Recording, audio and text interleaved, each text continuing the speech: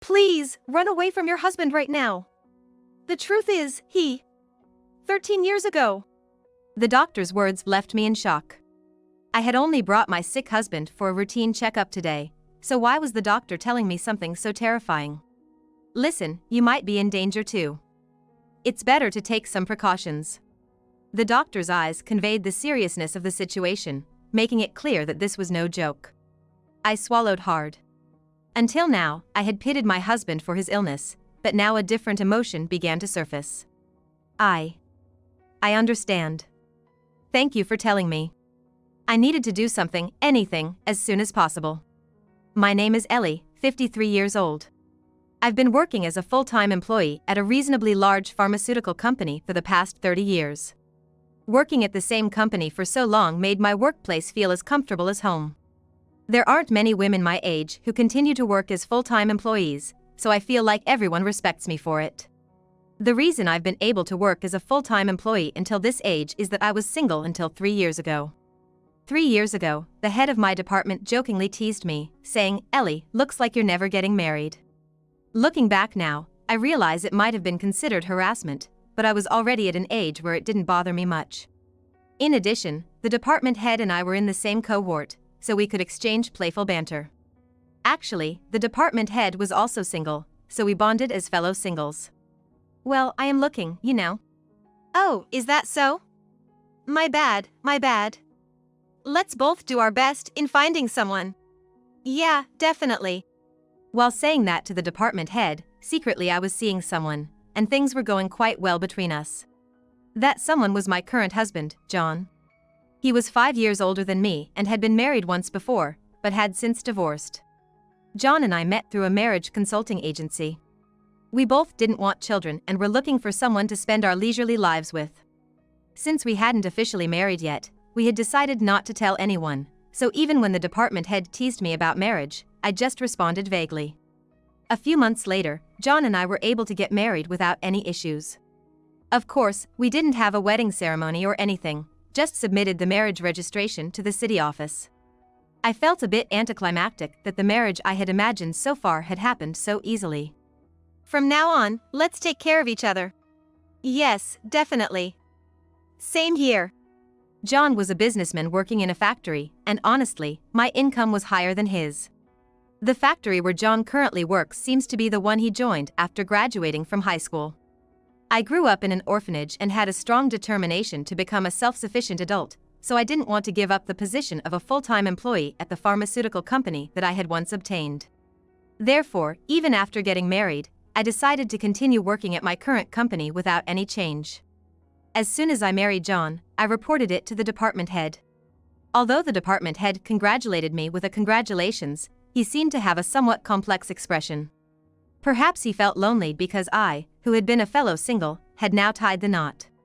When I teased him about it, he responded with a strong "don't be silly," so I decided to leave it at that. I was excited about starting a new life with John. I couldn't remember the last time I felt so excited. Imagining a bright future. I never thought at that time that such things awaited me in the future. Our newlywed life went smoothly. Despite being married, since I was still working at the company, our lifestyle didn't change much. However, we bought a cheap used house in the countryside, and since our living area became rural, John started commuting by car instead of subway. The car was originally mine. Since John didn't have a car, he started using mine as a shared vehicle. About a year into our marriage, things started to go awry in our once smooth marital life. Depression, you say? Yes. It's a mental issue, so based on what John has told me, it's safe to say he's experiencing some level of depression. John's behavior had been odd lately. He'd wake up with a gloomy expression, leaving more than half of his breakfast untouched. Whether he was absent-minded or not, he started making mistakes like mixing up soy sauce and sauce, or wearing mismatched socks. I initially thought it might be a worry, but he continued to make small mistakes every day, even at work. Although he wasn't particularly talkative to begin with, he became even more reserved than before. While I used to appreciate John's reserved and dependable nature, his newfound silence was unsettling. Despite living together, it felt like I was living alone, and it was lonely. From such subtle changes, I began to suspect that he might have a mental illness, so I took John to the nearest psychiatric clinic. And the diagnosis was depression. I had some vague knowledge about depression, so when I heard that my husband had fallen into depression, everything went dark before my eyes.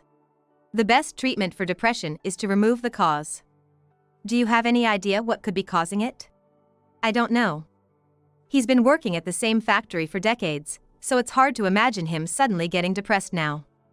His department hasn't changed either. If anything, I feel like the biggest change was us getting married. I see. But you haven't been pressuring him at home, have you? No, we were living happily together.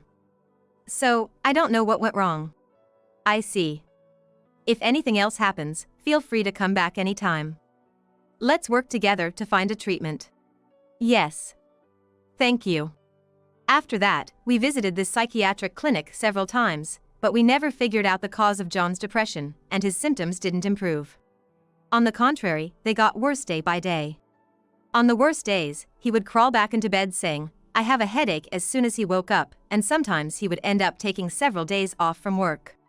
He also stopped eating properly, so he rapidly lost weight. He ended up taking a leave of absence from work, but since it didn't seem like he would be able to return, he ultimately decided to quit. I'm sorry. I'm causing you trouble.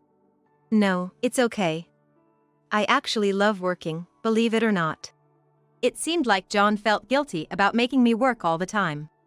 I just wished for John's symptoms to improve quickly and went to work. I couldn't bear to see John suffering like that. After he quit his job and started staying home, I worried about him while I was at work. There was a time when he went out alone like a dementia patient and didn't come back. He said he couldn't find his way home. Maybe he was suffering from both depression and dementia. My stress kept piling up. Ellie, are you okay lately? Is your husband's condition not getting any better? Yeah, it's still bad. I see. You should take a break too. Here, have this. Gratefully accepting the energy drink the boss handed me, I drank it all on the spot. It eased my mood a little.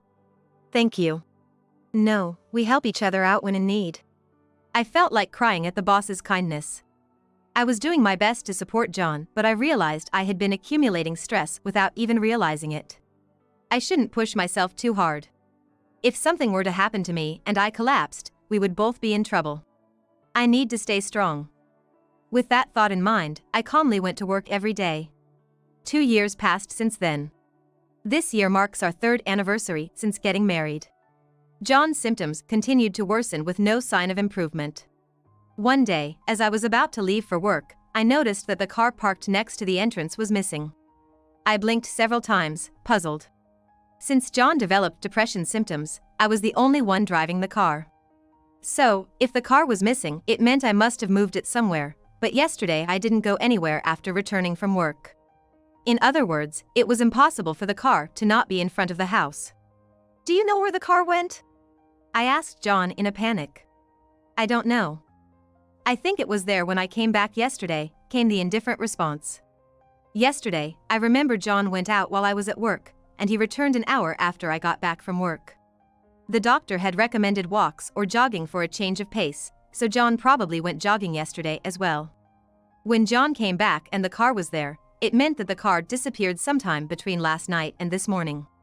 With a question mark floating above my head, I decided to commute using the bus and subway for the day.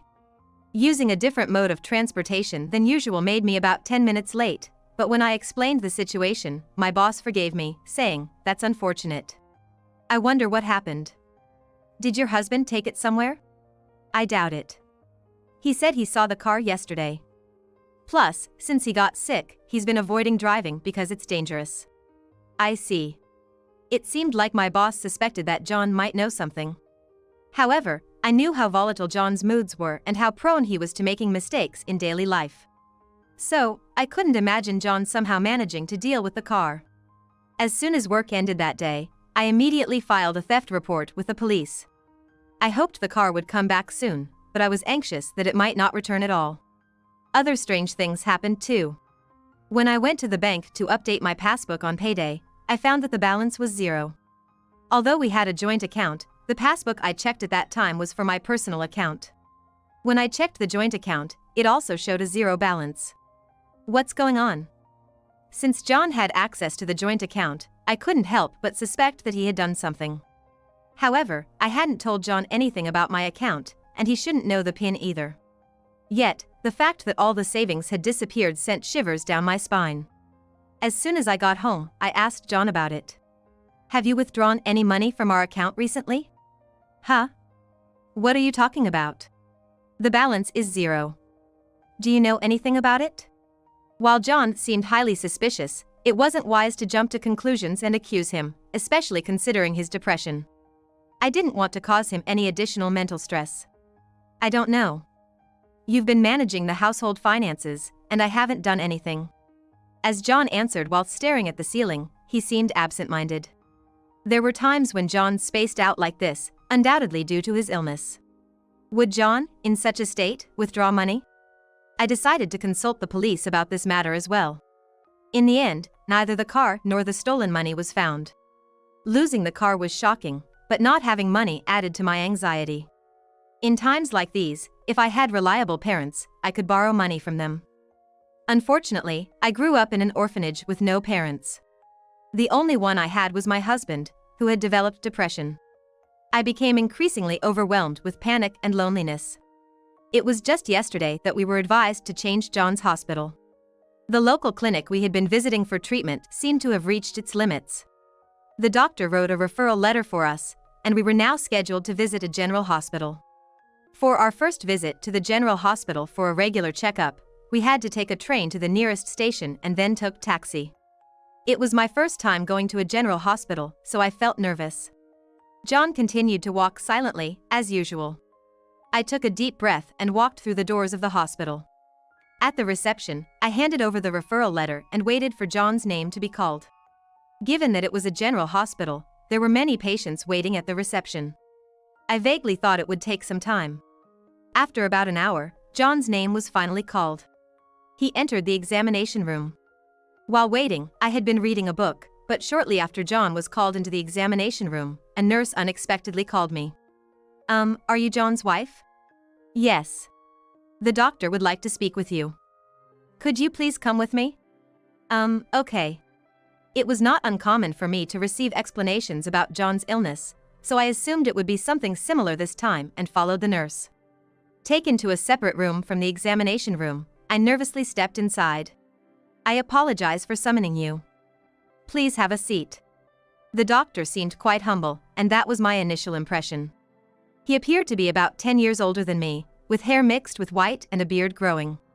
His face seemed kind. Is it about my husband's condition?" I asked the doctor myself. He nodded vigorously.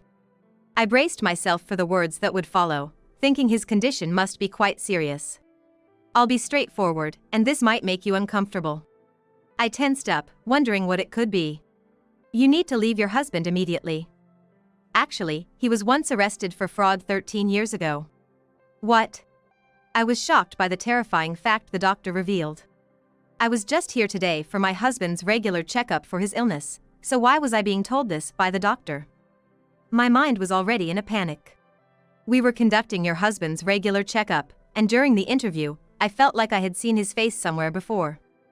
Some of his answers during the interview made me doubt if he really is a patient suffering from depression. I've been a psychiatrist for about 10 years and have treated many patients. He doesn't seem to have depression. It seemed to me like he might be pretending to have it. And then I remembered. I've seen him before. I've treated him. The doctor's revelation about my husband fills my heart with suspicion and makes my heart beat faster. I was a surgeon until 10 years ago. Just about 13 years ago, a patient was brought in with a deep cut on his right leg. I treated him at that time. Today, when I saw the large scar on your husband's leg, I realized I had seen his face before. I recognized him as a patient I treated before. I see. Indeed, there is a large scar on John's right leg. I never asked about it, and he never mentioned it. Meeting the doctor who treated John today was a coincidence, but even such coincidences are not impossible. He got into an argument with his then-wife and got injured. Later, I found out that the cause of the argument was because he defrauded his ex-wife. Fraud. Yes. It seems he took her branded items and money. What's worse is that he lied about having dementia. Dementia. It's the same as now. Pretending to be sick and deceiving his wife to commit fraud. It's the worst kind of act. The shocking confession leaves me speechless. My husband has a criminal record and was once arrested. Moreover, his methods seem familiar.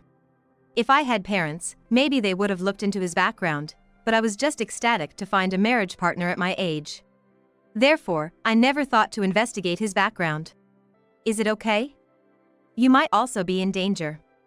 It's better to take some action. The doctor said, looking straight at me. This couldn't be a joke.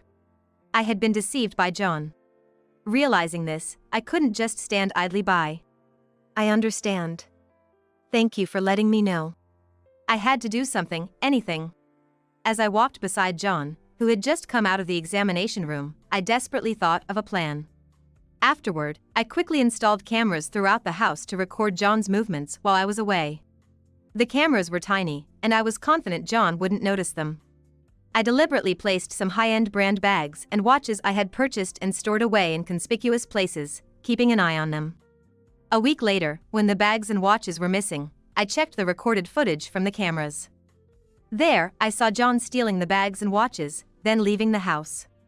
About 2 hours later, when John returned home, he took out money from an envelope and grinned suspiciously.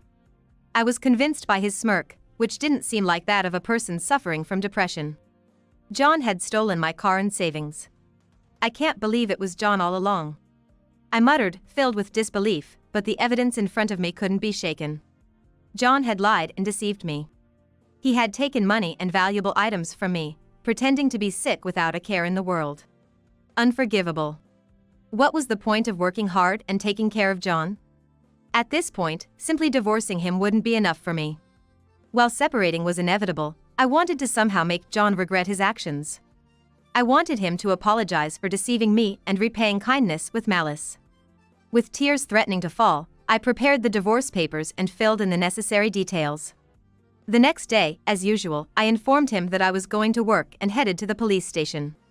Although I had taken a paid leave from work the day before, they accepted my request for emergency leave the next day. My husband has deceived me and stolen money from me. I told the police, showing them the recorded footage.